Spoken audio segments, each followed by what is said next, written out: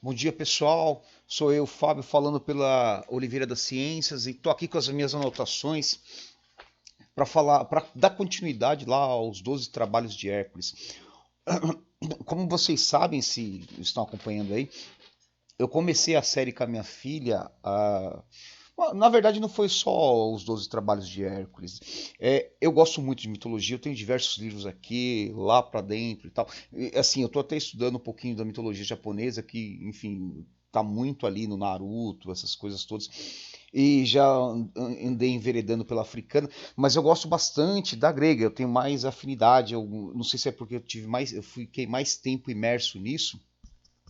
Então eu tenho essa preferência pela mitologia grega, mas assim, aos pouquinhos eu gosto de pensar que eu sou um mitólogo, eu gosto dos mitos e tal, porque para cada problema humano, o próprio ser humano inventou um deus, uma história, uma narrativa para explicar a sua própria vida, né? Então essa é a finalidade da mitologia, né?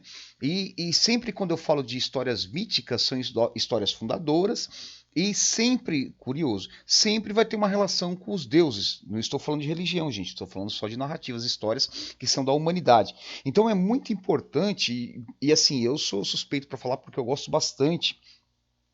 É muito importante conhecê-las para a gente se conhecer também para, sei lá, para nossa própria vida. E mais pra frente, quando eu tiver mais tempo também, não só da mitologia, eu quero falar também dos contos de fada que eu adoro. Inclusive eu dou aula, eu falo para os alunos as histórias que dos irmãos Grimm, inclusive, que não eram histórias para criança, eram histórias que quando elas foram recolhidas e tal, eram histórias para ser contada entre adultos. E é até interessante pensar que, mais ou menos ali o John Locke e tal, a criança era uma espécie de adulto, né? Era uma tábua rasa para ser preenchida, essa ideia. Os caras não diferenciavam muito criança e adulto, não. Tanto é que a questão do trabalho, se vocês forem olhar lá a Revolução Industrial. Mas enfim, eu não vou.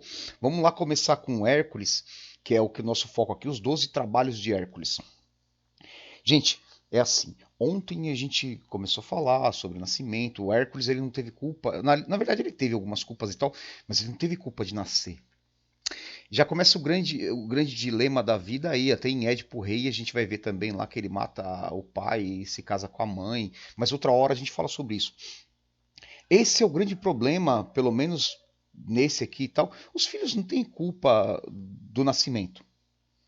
E assim, Zeus, ele aparecia para as pessoas, enfim, ele tinha relação mesmo com as pessoas, e dessas relações nasciam os filhos que eram metade deuses e metade humanos. Foi o caso do Hércules. Só que, como eu havia dito, Zeus era casado com Hera, era a protetora do casamento. É, se você for olhar, até a relação do próprio Zeus é uma relação complicada, porque ele é casado com a irmã. Porque os deuses, no princípio, o caos, aí teve, enfim, Cronos engoliu os filhos, como o pai dele engoliu ele, aquela coisa toda, que a gente vai contar isso com calma.